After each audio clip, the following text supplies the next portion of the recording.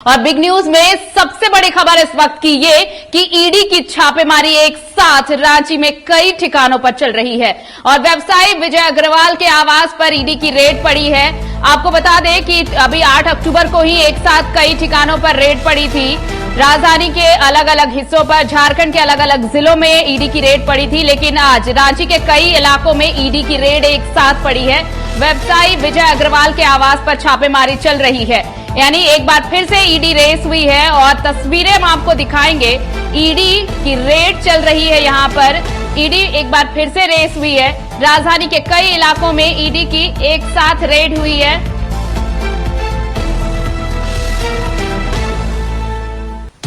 Ratu road स्थित Indrapuri road में विजय अग्रवाल के आवास पर छापेमारी हुई है और आपको बता दें कि कई इलाकों में एक साथ ये छापेमारी चल रही है। हरमू में भी छापेमारी चल रही है।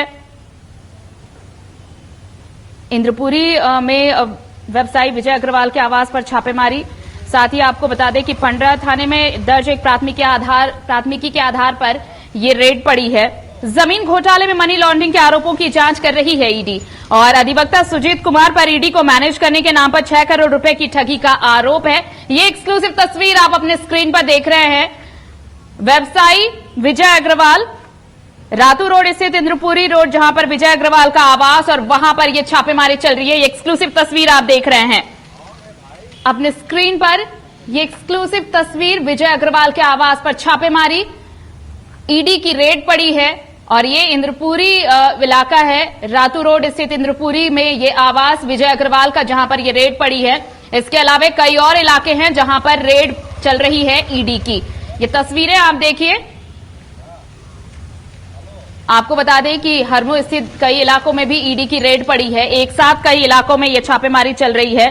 जमीन घोटाले में मनी लॉन्ड्रिंग आरोपों की जांच कर रही है ईडी और इसी कड़ी में देखिए लगातार छापेमारी। इससे पहले 8 अक्टूबर को भी रेड पड़ी थी एक साथ झारखंड के कई इलाकों में और आज एक बार फिर सुबह से ईडी रेस नजर आ रही है। राजधानी के कई इलाकों में एक साथ रेड पड़ी है। अधिवक्ता सुजीत कुमार पर ईडी को मैनेज करने के नाम पर 6 करोड़ रुपए की ठगी का आरोप और उसके बाद देखिए ईडी रेस हुई।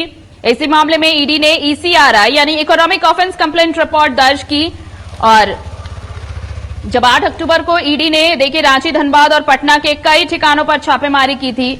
उस दौरान पंडरा क्षेत्र में रहने वाले अधिवक्ता सुजीत कुमार, उनके भी ठिकाने पर रेड पड़ी थी। कांके के अंचलाधिकारी जय कुमार राम, पूर्व अंचलाधिकारी से धनबाद के DTO दिवाकर द्विवेदी के यहां भी रेड पड़ चुकी है इसी मामले में, जिसकी जांच कर रही है ईडी। और इस दौरान कई अहम दस्तावेज भी हाथ लगे थे ईडी के, जिनकी जांच चल रही है।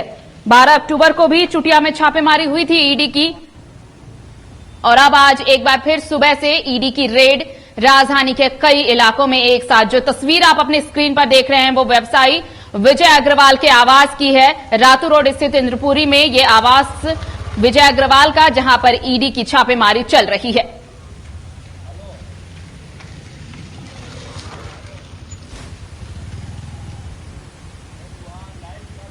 और चलिए हम आपको सीधे लिए चलते हैं मौके पर।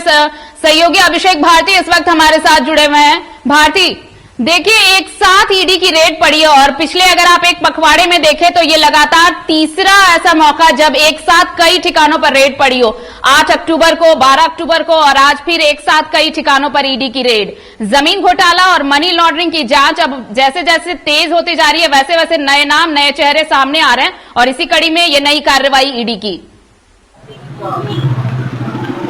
लोगों ने खोला है और जो जानकारी है बड़े IAS हो चुका है मनीष रंजन, जिसके एक गरबा माने जाते थे विजय अग्रवाल। भारती, क्या आपको आवाज मिल रही है? मिल रही आवाज, सवाल बोले एक बार।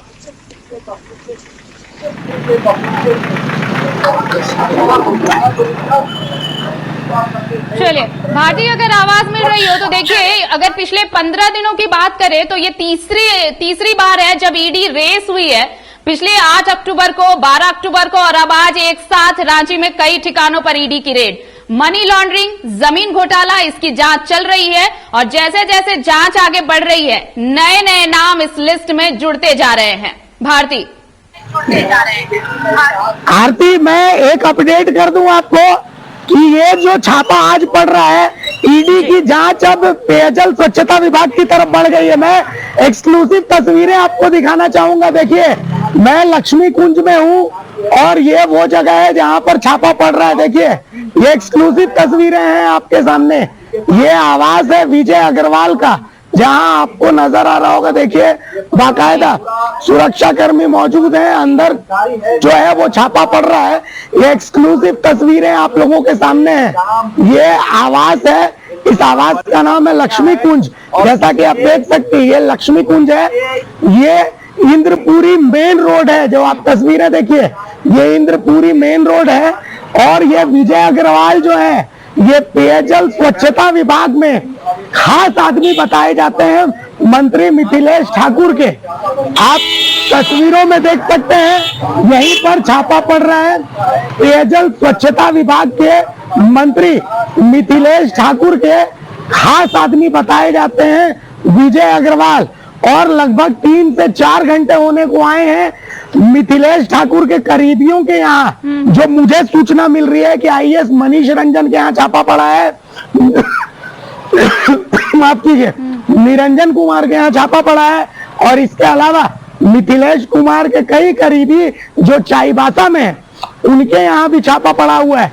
यहाँ देखिए, आपको मैं तस्वीरें दिखा रहा हूँ, कई गाड़ियां आपको नजर आ रही होंगी। तो ईडी की जो छापेमारी है वो अंदर जारी है आरती। और कुल मिलाकर के अंदर जो है ईडी के जो अधिकारी है वो पूछताछ कर रहे हैं। पूछताछ किस मामले में हो रही है, ये भी मैं बता दूं आपको।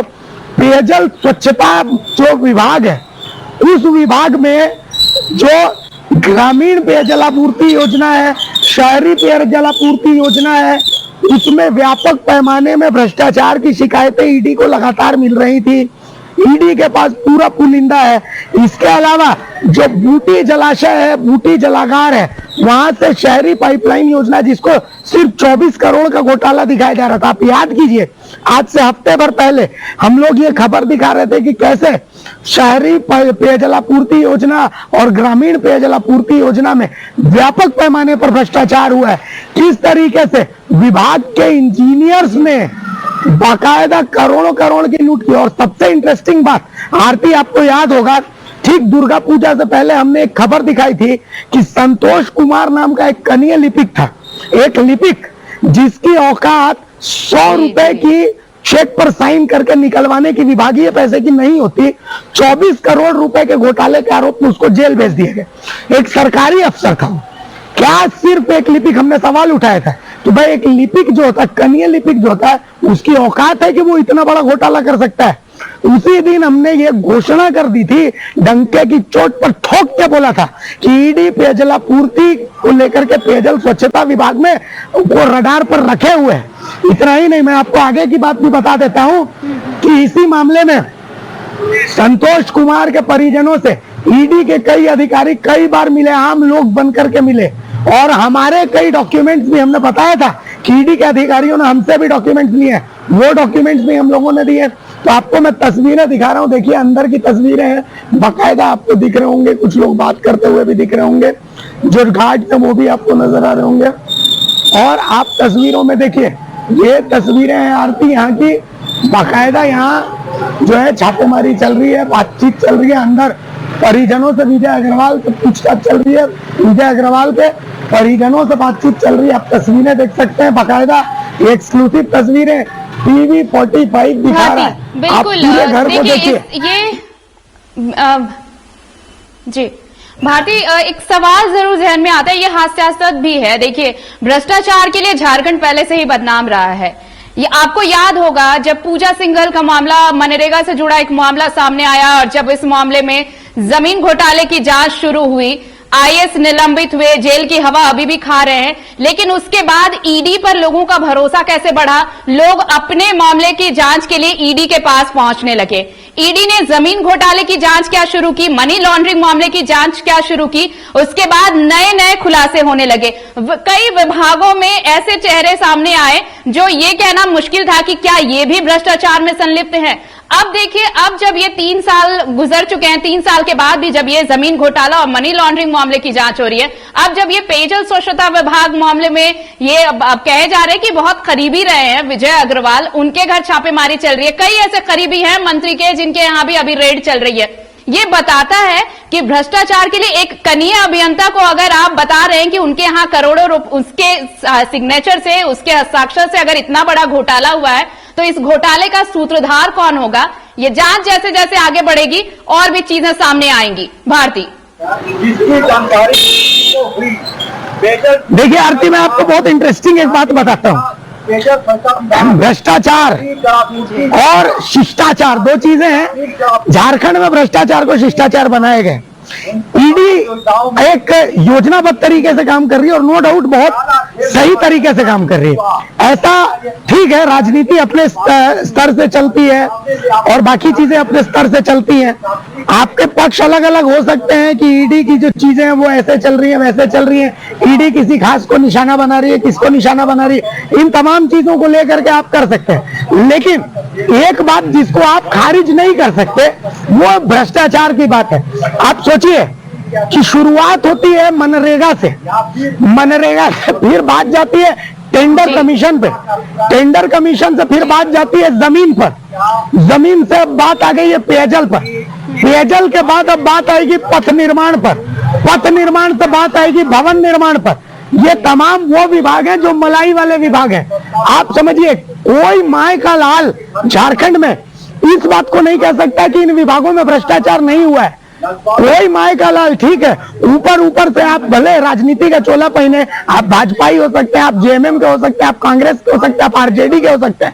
आप कह सकते हैं कि ईडी जो है वो सिर्फ जेएमएम पर, वो कांग्रेस पर, वो आरजेडी पर कार्रवाई कर रही है, लेकिन आप ये नहीं कह सकते कि ईडी जो है वो गलत कार्रवाई कर रही है। देखिए जिन पर भी एक्शन हो रहा है उन पर कुछ ना कुछ आरोप तो है,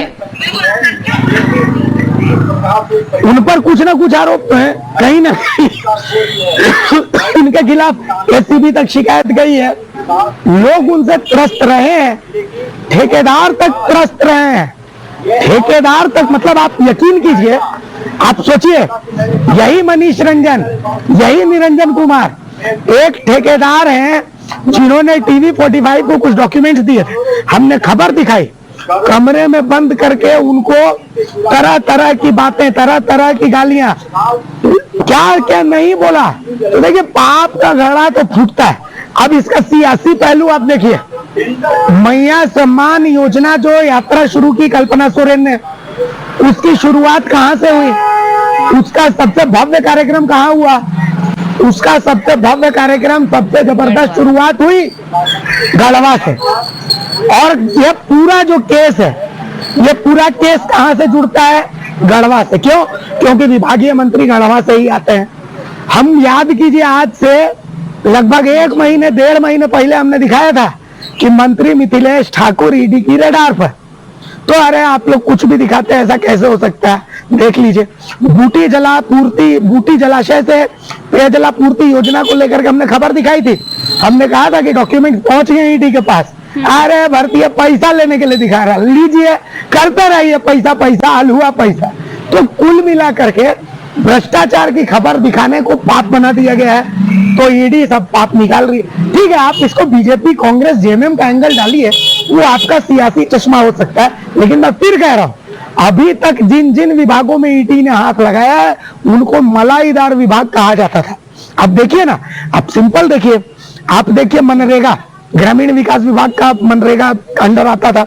मनरेगा एक ऐसी योजना थी जहां जहां इस योजना का जिम्मा पड़ा सबके यहाँ बढ़िया बढ़िया फॉर्च्यूनर पहुंच गए। जिसने मनरेगा में काम किया सबके यहाँ फॉर्च्यूनर पहुंच गए। जमीन की दलाली में रांची से लेकर के गढ़वा से लेकर के पलामू से लेकर के चाईबासा तक, जिसने जमीन की दलाली की पैसा कमा करके मर गया, अपराधियों ने गोली मार दी। हम पत्रकारों को कहा जाता है कि जमीन की खबर मत दिखाना, गोली खा जाओगे। उसके बाद आप आइए, आप टेंडर घोटाला, टेंडर कमीशन में जिसने भी दलाली की 4 पैसा कमा लिया।